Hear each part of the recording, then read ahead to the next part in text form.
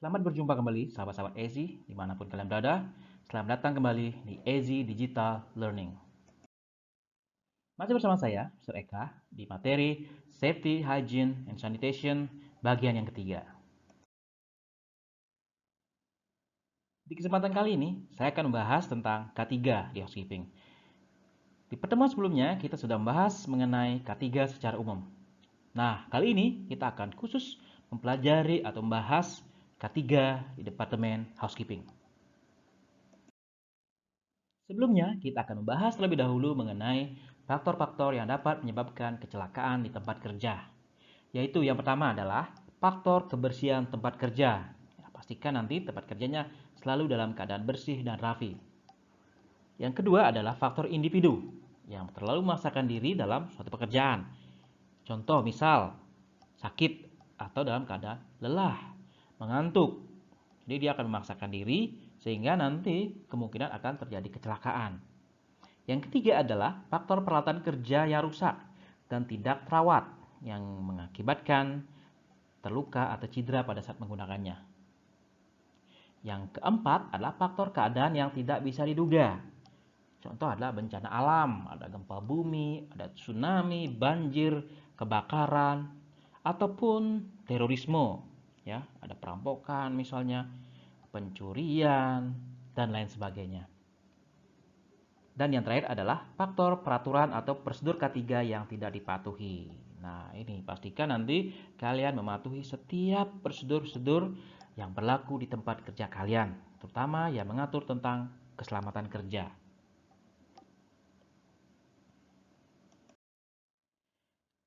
Ada banyak jenis pekerjaan yang dilakukan oleh housekeeping di hotel. Seperti ada menyapu, mengepel, making bed, menggunakan peralatan mekanis, dan masih banyak lagi pekerjaan-pekerjaan lainnya yang dilakukan oleh housekeeping. Nah, apakah semua pekerjaan housekeeping itu berisiko?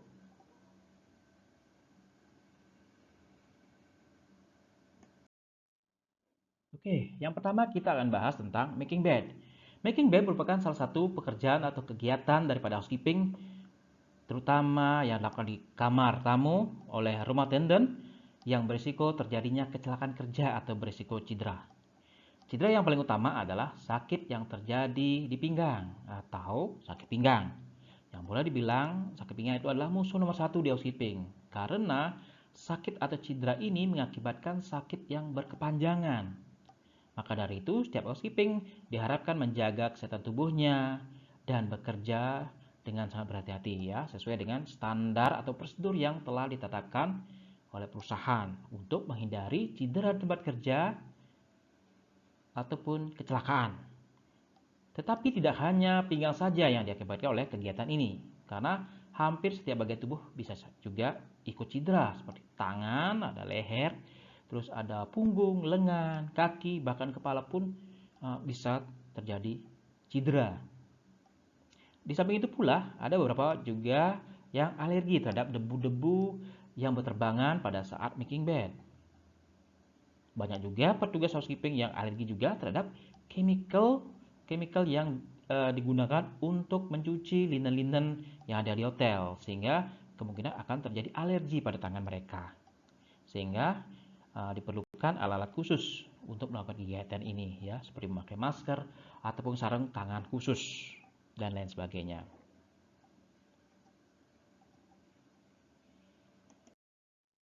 Selanjutnya kita akan bahas pembersihan bathroom atau toilet. Pada saat membersihkan bathroom atau toilet, banyak risiko kerja yang kemungkinan bisa terjadi. Seperti terpleset karena lantai licin atau karena ada sesuatu di lantai yang bisa mengakibatkan terpleset atau tersandung, bahkan sampai terjatuh. Di samping itu pula terjadinya cedera pada tubuh seperti sakit pinggang atau cedera di lengan dan bagian tubuh lainnya. Dan kemungkinan juga terluka pada saat pengambilan sampah seperti terusuk jarum, terkena pecahan gelas atau kaca, dan benda-benda tajam lainnya. Di samping juga bahan-bahan berbahaya yang mengakibatkan penyakit seperti pembalut wanita, pampers, alat-alat medis yang dibawa oleh tamu. Makanya perlu menggunakan alat-alat khusus pada saat menghandle sampah tersebut. Seperti sarung tangan yang tebal, ada tong atau nifer untuk menjepit sampah, dan masker bila diperlukan.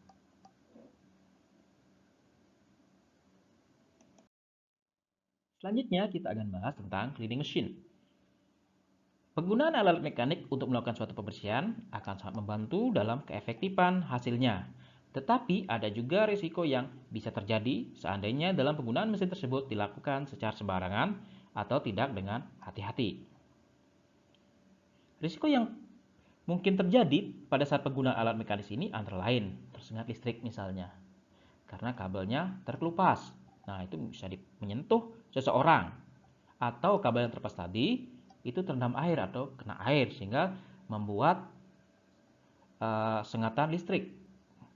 Terus karena dia tahu penggunaan alat yang benar atau pura-pura tahu, pura-pura pinter, atau menggunakannya secara sembarangan ya sambil bercanda, sehingga terjadi kejadian-kejadian yang tidak diinginkan seperti tertabrak mesin misalnya, menabrak benda-benda atau manusia di sekitarnya, terlilit kabel, tersandung kabel, atau diputar-putar oleh mesin mungkin.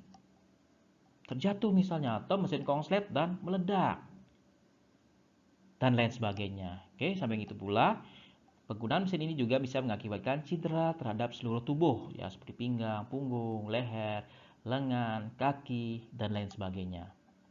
Maka dari itu, perlunya training-training atau pelatihan-pelatihan secara rutin mengenai cara yang benar menggunakan alat mekanis tersebut, baik dari pengambilan sampai penyimpanan kembali oleh orang-orang yang sudah ahli di bidang tersebut.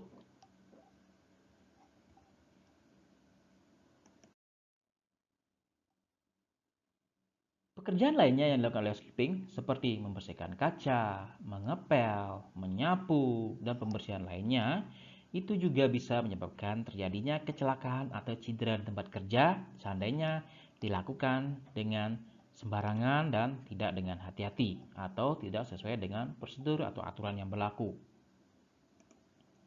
Contohnya seperti cedera seluruh tubuh, terpleset, tersandung, seleo, tertabrak, terkena chemical, terjatuh, terluka, dan masih banyak lagi. Sehingga pada saat melakukan pekerjaan, perlunya juga kesadaran diri dan pengawasan dari orang-orang yang in charge untuk mengarahkan, membimbing, dan membantu dalam pekerjaan. Di samping juga penggunaan alat-alat keselamatan atau PPE.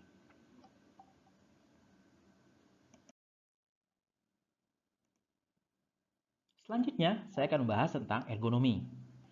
Ergonomi merupakan pendekatan multi dan interdisiplin ilmu yang berupaya menyerasikan alat, cara, dan lingkungan kerja terhadap kemampuan, kebolehan, dan batasan tenaga kerja sehingga tercipta kondisi kerja yang sehat, selamat, aman, nyaman, dan efisien.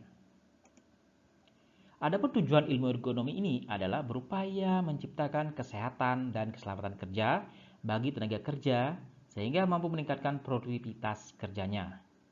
Ilmu ergonomi ini salah satunya menjelaskan tentang sikap kerja yang baik, yang termasuk di dalamnya adalah posisi-posisi kerja yang benar.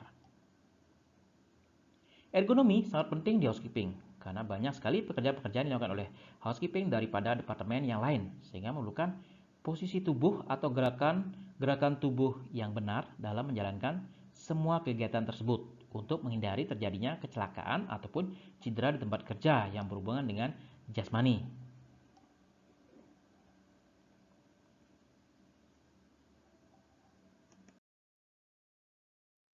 Demikianlah pemaparan kali ini mengenai K3 di Departemen Housekeeping, yang mana semua pekerjaan yang dilakukan oleh housekeeping sangat berisiko, sehingga perlunya kehati-hatian dan mengikuti prosedur yang berlaku di tempat kerja, sehingga risiko kecelakaan atau cedera di tempat kerja bisa dihindari. Sekian dan sampai jumpa di pemaparan materi selanjutnya. Terima kasih. Salam sukses luar biasa.